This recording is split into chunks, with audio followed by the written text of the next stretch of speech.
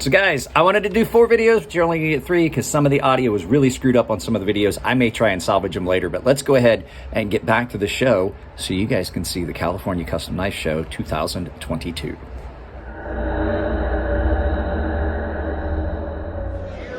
All right, guys, day 2 of the California Custom Show, and we're with John and Tyler over here at Alpha Knife Supply. So what's been going on at Alpha Knife Supply? What's new? What's pretty? What's hot? What's popping?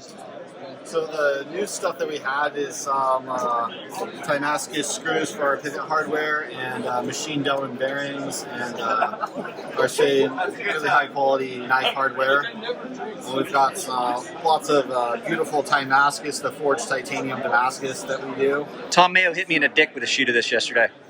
It was the highlight of the show. Yeah. And then we also got a lot of the new fancy magnet cut steel and all that good stuff. So yeah, Alpha Knife Supply is the place to go. So if you guys are getting into it, Alpha Knife Supply was where I always went when I needed anything for knife making. Screws, bearings, the shoulders for standoffs, any of that stuff. Alpha Knife Supply was the place I would go. But I see that we have branched off into the world of pew-pews. YouTube doesn't like us to talk about anything but pew-pews. Well, these are actually just plastic toys that happen to have some grips that I designed and machined on them out of aluminum. And I'm doing some manufacturing under this company, SOI Gear, and doing some Damascus and titanium gun grips and things, and I'm branching out into really just anything I want to make. I'm going to do some Damascus belt buckles and jewelry, that kind of thing. Did you say you did not bring the belt buckle? I sold the belt buckle yesterday. So, well, guys, you've seen the belt buckle several times. The Damascus belt buckle. Yes, and I have 4 more almost done. I'll be posting on there for sale soon. So, have you made any cool new patterns? I know that you have a lot of different patterns, but have you got new patterns in the Damascus? New pattern is going to be our Wi-Fi pattern, which is a variant of the Japanese Sageha pattern. And then also our amazing pattern, we just call it Maze. That's amazing. It's very nice. And then, that is sexy, like almost like a fish scale. Like there's definitely something fishy about this one. We call it Spawn, and it's a riff, obviously, on koi scales. But I have a lot of fun, kind of being a little whimsical and dorky with the pattern design. Well, I mean, you're wearing a combat kilt, so I like that too. Yeah, with this is American flag Crocs. The American flag Crocs. There's something wrong with you, John. No, these like all the Damascus patterns have always been awesome, and I've loved seeing as it's developed. Like it used to be just it was kind of a new thing, and then it just kind of developed into where you were getting some really sick patterns. Yeah, I try really hard to always be on the cutting edge, coming up with something cool and new and different. He did that. I'm sorry, unacceptable knife show pun.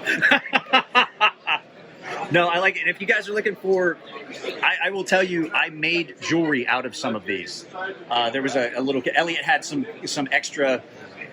He had some extra pieces laying around, and I made some jewelry and stuff out of cutoffs and things of this. Even little ring blank pieces for people who want to make one ring and one ring to rule them all. Yes. All right, cool, John. I'll tell you what. I've got your info. I got your card. Maybe we'll get you on a Friday night podcast so you can talk about all the Damascus stuff.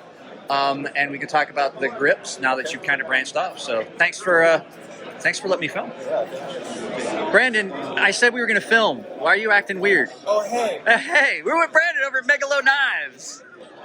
And you guys have got some of the, not just coolest knives, but some of the sickest looks on your knives. Like, guys, look at that. Look at that. Super, super thin. All right. So we've done it before. We talked about knives, but it's been a few years. So tell me about Megalo Knives. Well, it's Melio. But, yeah, I started this company like... If you're going to put a G in something, expect a hillbilly like me to pronounce it incorrectly.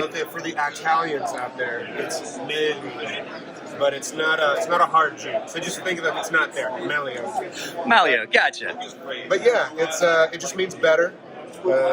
and that's what I'm trying to do, is make a better knife this year than I made last year. And so right now, my production line is all out of Magna Cut. It's all made in the United States of America. My Giotto 10-inch Chef and Kritsuke all have convex grinds on them.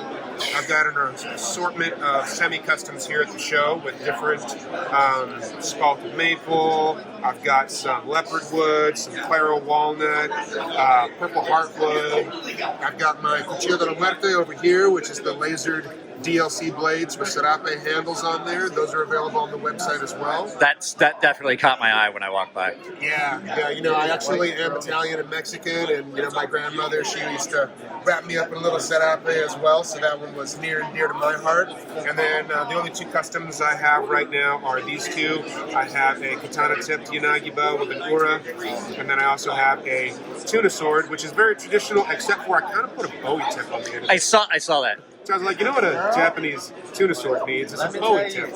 Why not? Yeah. Well, the kanji on these actually just reads "Made in America," so I thought that was pretty fun. I'm gonna have my wife verify that that's actually correct. Oh yeah, don't worry. My friend Rika is the one who translated that for us, and she gets mad at all the Chinese people that don't read that in Japanese. Because while the kanji does work in Japanese and Mandarin, the Mandarin, it comes across as it's like beautiful country, and in Japanese, rice country is what means America. So there's like a little bit of a translation issue if you're Chinese versus Japanese. Yeah, my wife's Japanese. That's what I was saying. So the Japanese translation is what's on there. What does that say, baby?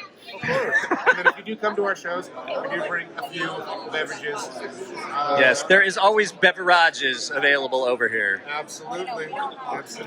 No, you guys' knives are always beautiful. I didn't get a chance to stop last time when we were here at the show, and I wanted to make sure I stopped this time because it's not as crowded today. So, and guys, I'm going to tell you right now, if you actually film the knife instead of Brandon, these things are. Like, you want a performance cutter. These things are super thin. You know, we always talk about geometry cuts. The edge is just the cherry on the top. This dull will still cut. Guaranteed. It is, bro, it's almost non-existent. That is so light and thin. Well, you know, I have a lot of these in commercial kitchens, and I like getting feedback from actual chefs, so it's really cool if people see your knife and think it's pretty, but for me, if it doesn't perform, I didn't do my job.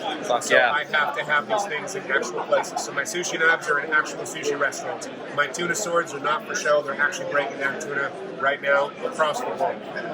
I've got tuna swords in Norway, I've got tuna swords in San Diego. If you want a tuna sword, I actually make them to be used on tuna. You know, I've made Wagyu swords. There was a Damascus one yesterday that already got picked up, but I like making Wagyu swords as well, so that's kind of fun for breaking down large loins, large primals, things like that. But yeah, I just love making knives that actually get put to task. Yeah, it's always awesome to see you, brother. You as well. Guys, two legends, Sanford and Tom Mayo. All right, well, legend and Sanford. You ever see Tom at a show? One of the nicest guys you ever meet. He acts like a grumpy old bastard, but he's a great, great dude. Hi, Tom.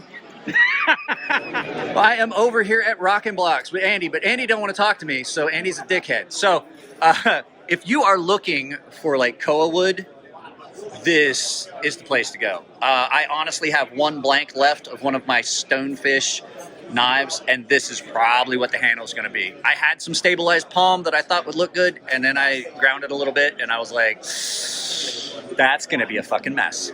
So, yeah, if you're looking for good, clean koa wood handle materials, you don't even have to get that. He's got some interesting, so what did you call this? Camo carbon. Camo carbon. So if you're looking for stuff, pause the video, and that's how you get a hold of Andy. And if you can't get a hold of Andy that way, let me know and I'll get a hold of Andy for you. So that stuff is, I know you didn't want to talk, but I do have to say that is some beautiful code. It's good looking shit. So there you go. And he even has a clearance. So, all right, we're over here at Focus Works with Jordy Wallace. And if you follow my channel, you probably follow Jim Skelton, which means you know him as the person they've collaborated with that Jim has collaborated with for the Cylon flashlight. So tell me what's going on with Focus Works. So we're flashlights and box cutters now. I love my flashlights. Yeah, I was like, I love my box cutters. So the box cutters are kind of cool. It's a push-pull kind of thing. That is actually really cool. So I wanted to make a bolt action box cutter for a long time, and last October I decided to do it because I figured it would be a quick and easy job to figure out. Turns out it took me 3 months. I was going to say, isn't it always the quick and easy ones that take forever? Quick and easy. 3 months later, I actually had something that functioned properly. So, but you've really been a big player in the flashlight game for a while. So you have the Focus Works, and like I said, the Cylon. And since I know Jim's involved, Jim's going to kick out of this. Tell me about the Cylon, because that's like the pinnacle. Is that like your flagship? That currently is the flagship. So the Cylon. Actually, let's grab this one. Yeah, that one's give him the sexy one. So Cylon was. We decided to go and not worry about how much milling was on it, and just do what's really cool. And it was also designed to highlight as much tritium as we could cram into it. There's a lot of tritium in that. There's a lot of tritium. There's 15 vials. Is that from what company? Rhino? This one is Rhino, Glow Rhino. Yeah, Glow Rhino. Yeah, their stuff's always good. Yeah, So if you're watching this, Glow Rhino, sponsorship would be cool. So it runs the Dragon Driver. So it's got the secondaries, and then it's crazy bright. Yeah. The milling on them is so it. Guys, you can't ever capture it on camera how actually good it looks. There's just no way you'll ever capture it. The titanium shows it off really good. Yeah. So it takes. Actually, I can't remember how long it takes, but it takes forever to hand finish all that after machining, which takes forever as well. So I love a design where I don't care about milling. My next light was designed right from the beginning to not care about milling. Yeah. And then the Eric's was my first light. That I designed with the dragon skin pattern on it. Yeah, that is. I was getting to say that's really cool. Again, I wanted something that was really cool and really hard to machine. Like I wanted something cool that was going to make the machinist's lives miserable. Yeah. So no, that's similar internals to the Cylon, smaller battery, so it's more compact. So you can see you've got like all the info on how long it lasts and everything like that, which is always good info to have. Like if I'm going to use it on this level, how long is it going to last me? Yeah. So what are they running on, like an 18650? This one's 18650 and this one's 18350. Okay, yeah. And so magnetically rechargeable, or do you have to take them out? You take it out. And I like a flashlight that has a removable battery because you can have spares. You can have spares, yeah. You can just have them charged up and sitting on the shelf. So nice. The 18650 is easy. Yeah. Super available. So I've seen Jim talk about these a ton of times. Yesterday was the first time I ever got to see one. I was like, I have to come over and film with Jordy. So, not Jordy. Is it Jordy or Jody? Jordy. It's Jordy. I was right. I have my reading glasses on and I can't see. So there you go. If you're looking for Focus Works, Jordy Wallace, and there's all the info. And maybe, it's not a maybe. We already talked about it yesterday. We're probably gonna get you on a Friday podcast sometime to talk about stuff. So, you guys take it easy. Say bye, Jordy. All right, we're with Joshua and Olivia from Recomended Knives over here in the corner booth, and they have got some really good looking kitchen knives and folding knives. So why don't you tell us about the company and then tell us what you got going on. What's going on, y'all? Joshua, Olivia, family-based company here in California. Started making Ember of 2017, and been pretty much full-time since. We're both nurses as well, so we do that part-time, this full-time, and the reason we got into it is because we like cooking.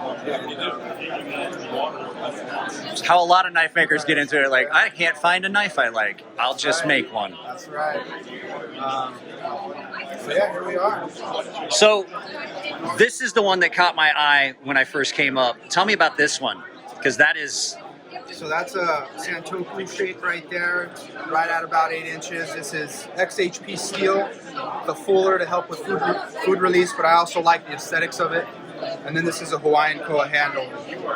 From our buddy, Andy, over at Rockin' Blocks. Just throw that in as a plug for Andy. This is a Damascus piece I forged here. It's 52-100 and 15-20 with Hawaiian Koa that's been stabilized and dyed. All my kitchenware comes with a wooden scabbard. I just use Hawaiian species, so mango and koa is my go-to for those. And any of you guys that are curious about how that feels in hand, I picked this up yesterday. I told him that is, as it oddly look, it feels way different than it looks. You would think that would be kind of angular and weird. It feels really good in hand. Gives you a really good alignment. That is a very comfortable handle. Oddly based on the way it looks. And also koa wood? No, this is a spalted quilted maple. That is, it's good looking. Look at that. That's dyed mango right there. Dyed mango? Dyed, yeah. But you also have some folding knives that you've done some, pardon me, some of the copper layered Damascus. Now you said, you did this yourself? I did not forge that. That's a Baker forge. That's a Baker forge. Yeah. So, yeah. Everything else is done in-house. Yeah, so if you guys are watching, there you go. Contact and follow on Facebook, Instagram, and maybe you can pause and take a screenshot of that to get on. But if not, take a screenshot of that. So, guys, thanks. This is gorgeous. Thank you, sir. That is gorgeous. And thanks for spending the time. We'll see you guys later. Guys, I ran out of time to do it, but Dmitry Sinkovich, I got to talk with him on Friday night. It was so much fun. We talked about sharpening knives and stuff like that. So I'm not going to try and interrupt him, but it was so much fun to get to talk with an absolute legend that I had never gotten to talk to before. So Dmitry Sinkovich is awesome dude. So there you go, guys. That's the end of the California Custom Knife Show videos. I do have some footage that the audio was really bad on, and we may try to salvage. So you may get, like, over the next few weeks, I'll keep playing with those and see if I can salvage any of that footage. But if not, just know that we had a good time. There was a lot of stuff there that was interesting, but it was just too crowded to film. It really was. The first day was the big day to film stuff, and it was just way too crowded to try and film everything. So, guys, that's it. If you like the videos, give them a thumbs up. You've got all the ways you can support the channel, especially the affiliate links, the Dull Strong stuff down there. It saves you at checkout in the Coffee Brand Coffee. I've got the membership. It's all tier-based. Take a look at that if you want. And I've got the Ember Shirt Co. merchandise store. So, guys, that's it. I love y'all. Keep it clean in the comments. If it's your birthday, happy birthday. I'll see you next time.